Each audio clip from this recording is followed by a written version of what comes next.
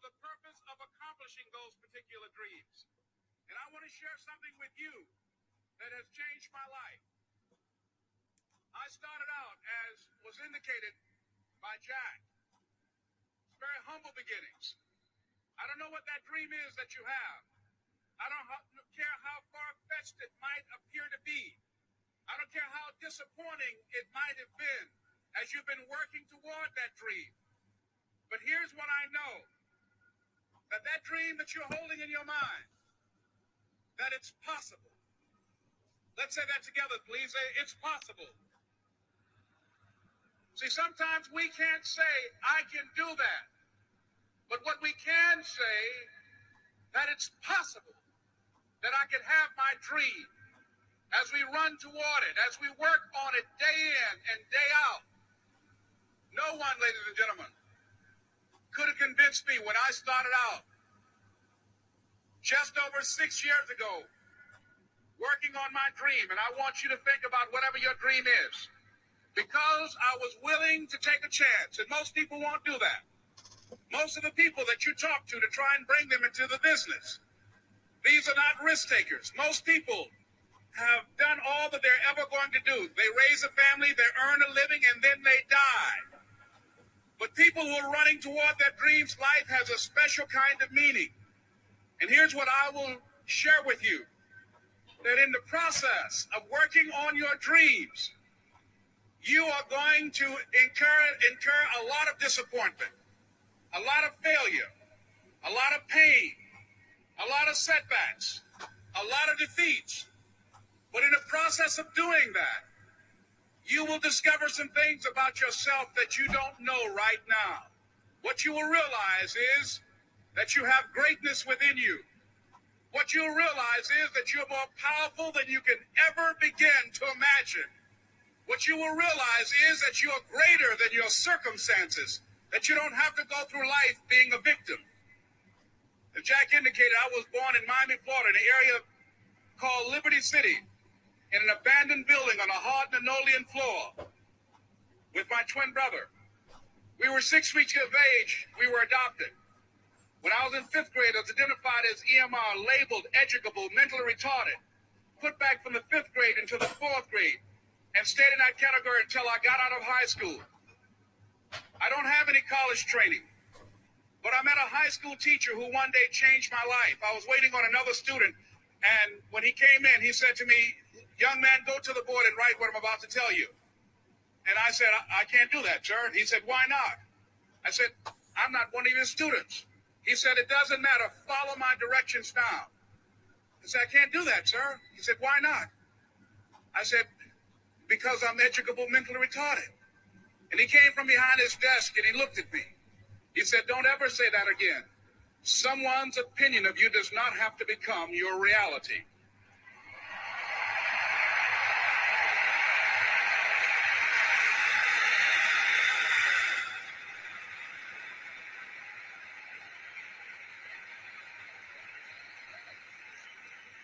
And that man, Mr. Leroy Washington, did something for me. He started planting seeds in my mind that enabled me to begin to dream, as Dexter has been doing for you. And ladies and gentlemen, I started working on my dream. And most people don't work on their dreams. Why? For many years I didn't. One is because of fear. The fear of failure. What if things don't work out?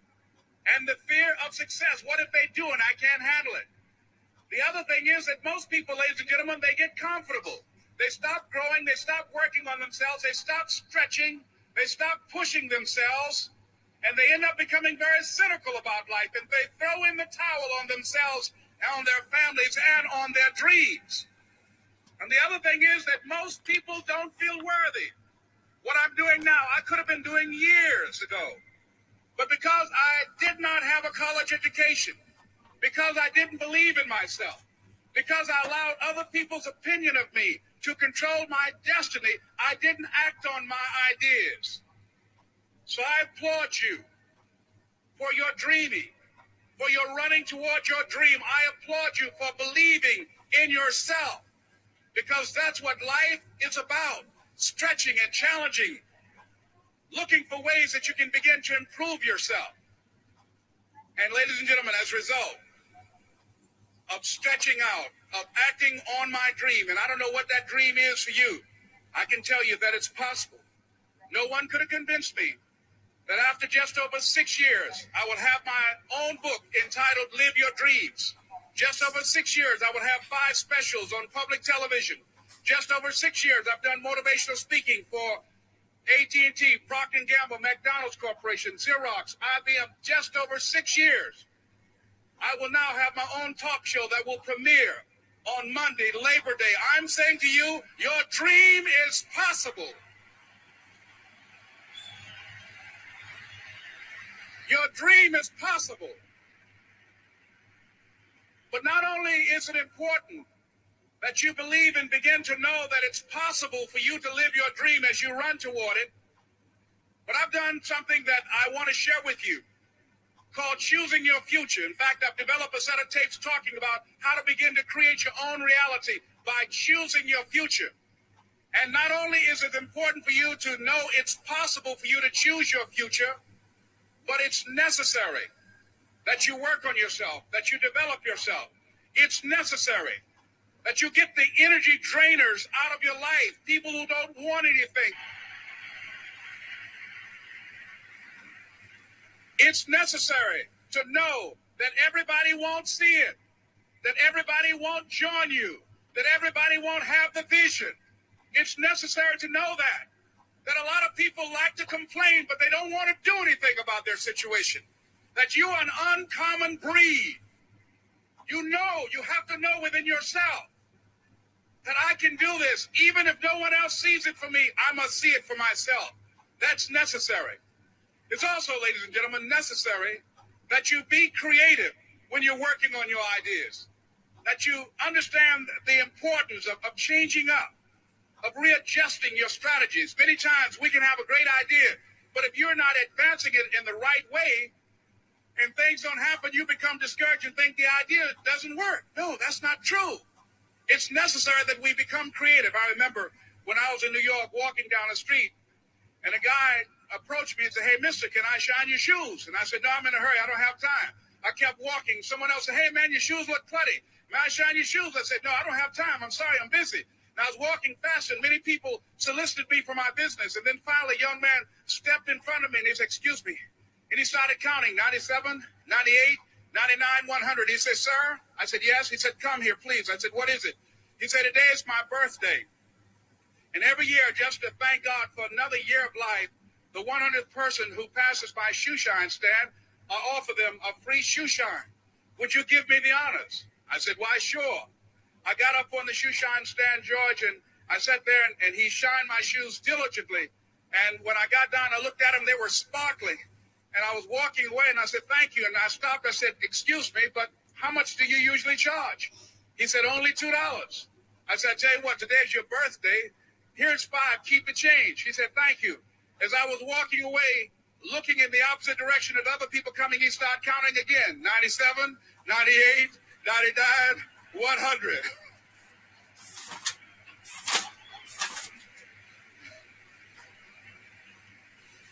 It's necessary that you be flexible, that you are always thinking of how can I improve this better. This is a customer-driven economy. It's necessary for you to always explore various ways in which you can improve the quality of service that you're providing for the people in your organization. I remember something a major company had talked about, the extra value service they were providing for their customers. And the lady who had the news conference summarized it this way. She said, "It's not our intention to satisfy our customers or to please our customers. Our intention is to amaze them." It's necessary, if you're going to compete today, that you look for ways to amaze your customers by being one of those individuals that keep your commitments, that keep your word, that's relentless. It's necessary as you work with the people that you bring into your organization, that they see that you are a good example of a person to work with because you model integrity and determination and ambition and truth and honesty and the way in which you conduct business. The next step is, that is you. That is you. That no one can do it for you but you. And even though you face disappointments, even though you will experience some setbacks, it goes with the territory. You must understand that. I remember I was playing a game with my 9-year-old son, John Leslie, and I beat him 10 straight games in a game called Connect 4. And finally, I said, John Leslie, I'm bored. I don't want to play you anymore. And I got up.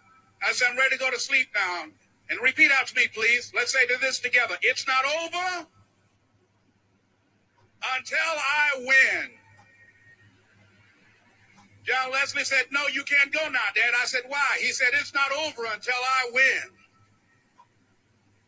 That was his attitude. We sat down and we played several other games. And finally, after the 11th game, John Leslie won, and he got up and he yawned. And he said, I'm ready to go to sleep now. And I'm saying to you, what if all of us took that attitude after we face a rejection and a no, or we have a meeting and no one shows up, or somebody say, you can count on me, and they don't come through? What if we have that kind of attitude? The car's repossessed. Nobody believes in you. You've lost again and again and again. The lights are cut off, but you're still looking at your dream, reviewing it every day, and say to yourself, it's not over until I win.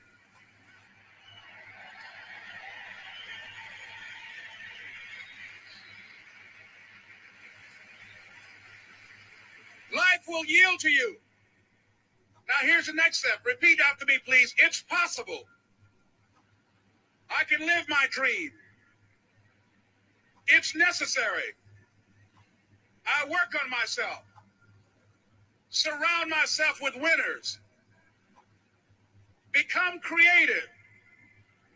It's me. I've got to make it happen. It's not over until I win.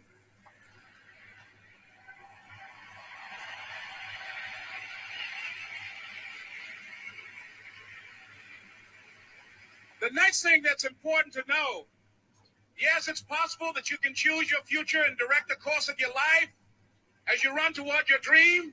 It's necessary that you have goals, that you write those goals down, that you plan, that you think constantly of how you can begin to improve what it is that you're doing. If it's your presentations, if it's your recruiting skills, whatever that is, it's also necessary that you look for ways to always find a way to pull it out when everybody else thinks that you are defeated.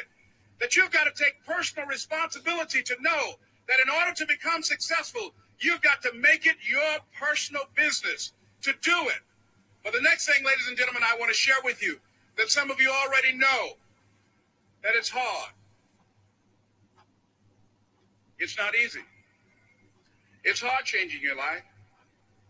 It was hard when just over 3 years ago in the Penobscot building in Detroit, Michigan, where I was operating my business, and I fell on some hard times, and I was sleeping in my office. It was hard coming into the lobby, and the security said, excuse me, Mr. Brown, can we see you for a moment? And I said, yes, and I walked up to the counter, and he gave me an envelope. And he said, would you mind reading it here? And I opened the envelope, and the envelope was from management that said, this is an office tower. It's not a hotel. Please do not sleep in your office. And I said, excuse me, sir. I said, I just work long hours in creating my business. I'm an entrepreneur.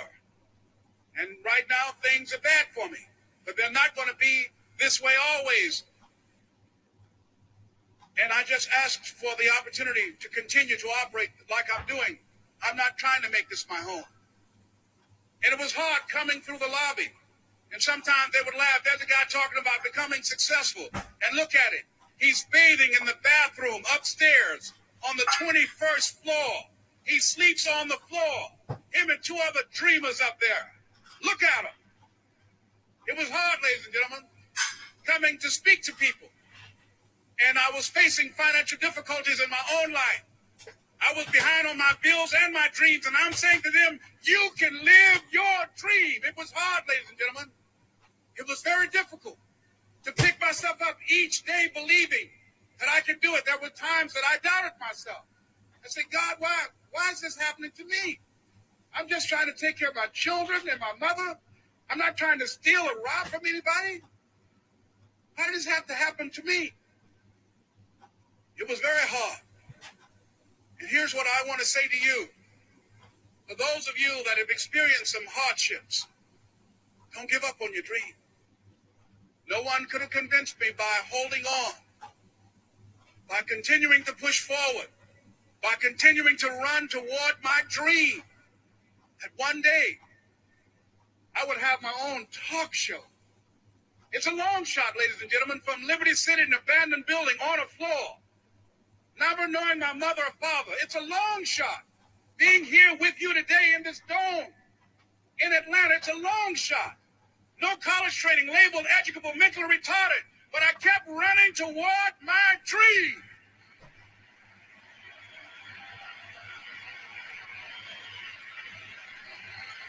Don't stop.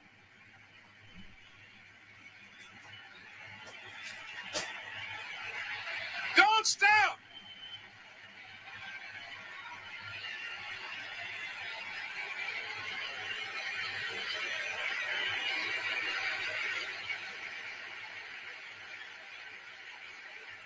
Don't stop running toward your dream.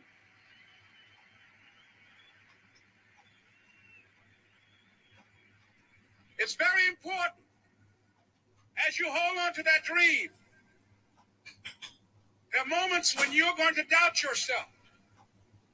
There are rough times that are going to come, but they have not come to stay. They have come to pass. It's very important for you to know that. Don't say I'm having a bad day. Say I'm having a character building day.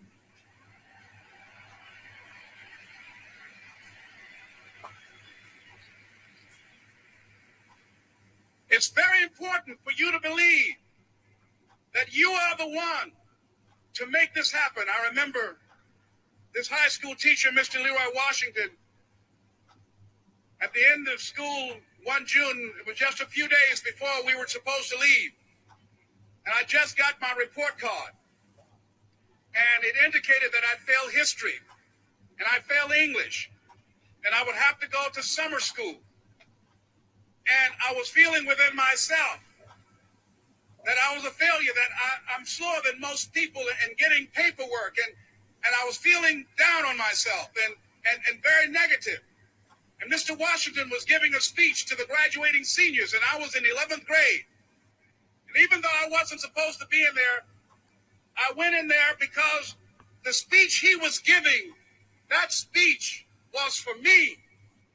And as he talked, my heart began to beat fast.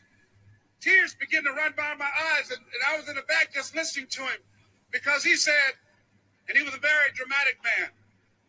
I still talk to him to this day. He said, as graduating seniors of Booker T. Washington High School, I want you to know that you're blessed and highly favored, and that as you go toward the future, begin to know that you have greatness within you. And if just one of you here begin to envision yourselves as being blessed and highly favored to reach your goals, if just one of you capture the essence of what that means, that you have greatness within you and a responsibility to manifest that greatness, that you can make your parents proud, you can make your school proud, you can touch millions of people's lives, and the world will never be the same again because you came this way. And the students gave him a rousing standing ovation. And as he left the auditorium, I ran down the steps and I caught him in the parking lot. I said, Mr. Washington? He said, yes. I said, do you remember me, sir? He said, no. I said, my name is Leslie Brown. My mother, she works in the cafeteria here. I'm one of the twins, Leslie and Wesley. I said, Mr. Washington, but you know, I got these big dreams. I like talking to people. I love people. I said, I want to work with people, and I got this dream of buying my mama a home. Could I do that, Mr. Washington? He said, it's possible, Mr. Brown. And as he walked away, I called him again. I said, Mr. Washington? He said, what do you want now? I said,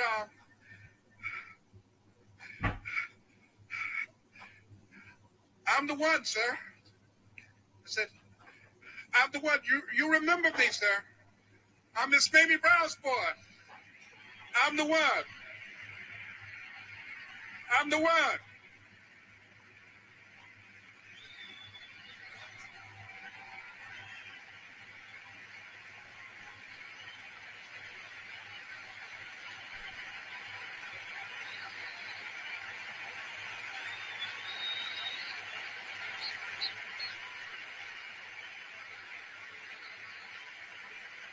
And you must feel that's why you're here, because you are the one. And I remember when PBS first played one of my specials called You Deserve, one Sunday afternoon in Miami, Florida. I had some friends call him to tell him to tune in. And he watched the program. He called me in Detroit, and I answered the phone. I said, hello. He said, may I speak to Les Brown, please? I said, who's calling? He said, you know who this is. I said, oh, Mr. Washington, it's you. He said, you were the one, weren't you? I said, yes, sir. He said, and you were so crazy. I said, I know, but I'm rich now.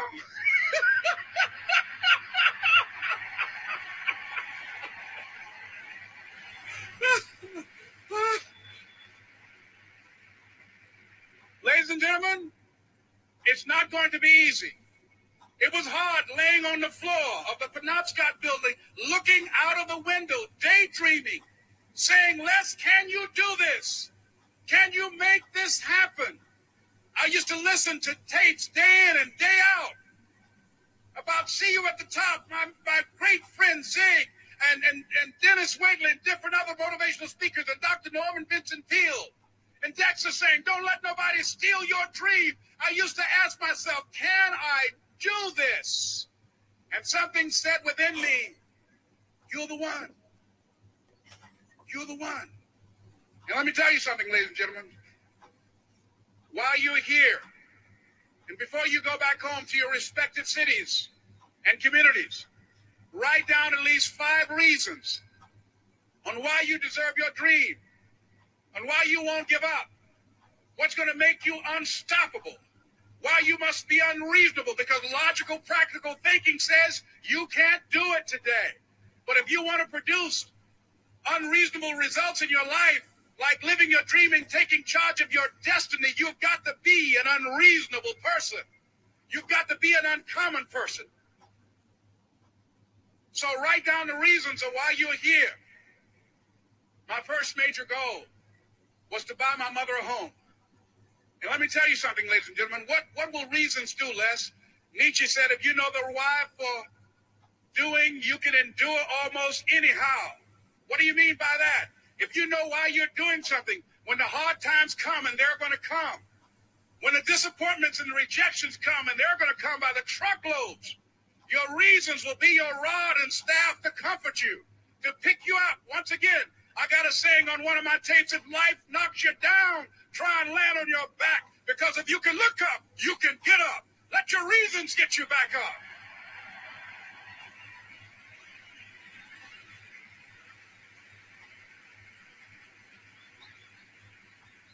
I remember when I bought the home for my mother, and she came out of the car. When I opened the door, I said, Mom, I think I know these people in this house. That was my first major goal. And then I couldn't conceal it anymore. I said, Mom, I got this for you. And as she went from room to room, looking at the house and saying, thank you, Jesus. Thank you, Lord. No one ever could have convinced me that this could have happened to me. And she looked at me, she said, Leslie, and you caused me so much problems as a boy. You were always into stuff. She said, no one could have convinced me that day when I walked in that house and this lady was holding you and your brother. And she said, ma'am, I want you to promise me 2 things. And she said, what is it? She says, 1, promise me that you won't separate them. She said, I want them raised together. I want them to know each other. I got pregnant while my husband was away in the war, and I can't keep them. Promise me that you won't separate them. She said, I promise I won't. I've never had children. I promise I won't separate them. And she said, promise me that you'll never tell them about who I am, because if my husband ever found out, he would kill me. She said, I promise. And she said that she gave them to us, and she kind of cried, and she was walking out the door, and she looked at my adopted mother. She said, remember, don't you separate them. She said, I swear to God, I won't. I won't separate them. I'll keep them together.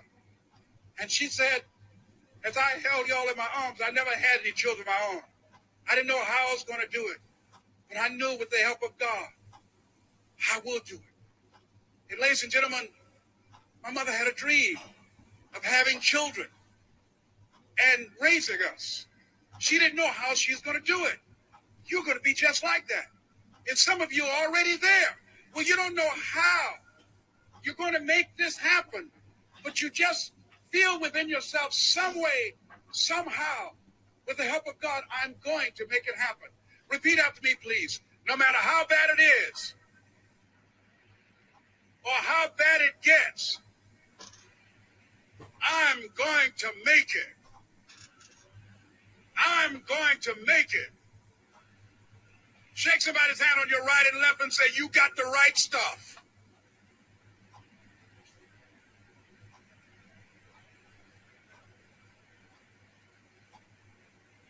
So, yes, it's possible for you to live your dream.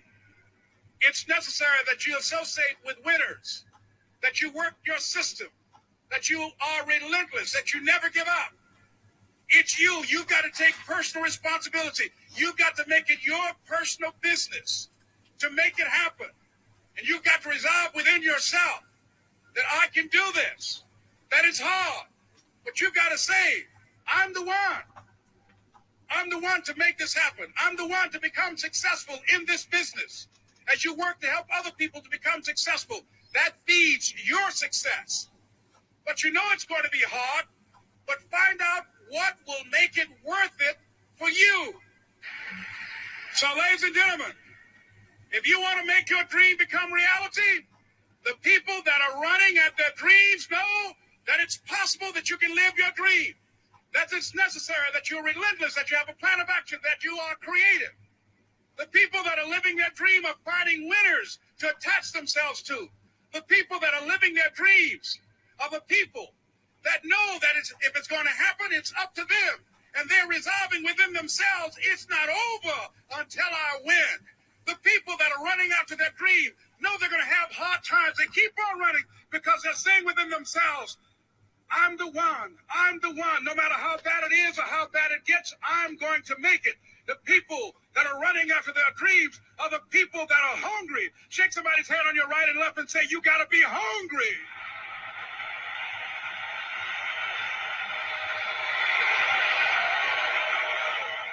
And as you run towards your dream, I want to dedicate this to you that I love very much. I want to thank Dexter and all of you. It's something that I'm known by. It's on our tapes called Choosing Your Future. And it says simply this, that if you want a thing bad enough to go out and fight for it, to work day and night for it, to give up your time, your peace, and your sleep for it, if all that you dream and scheme is about it, and life seems useless and worthless without it, and if you gladly sweat for it and fret for it,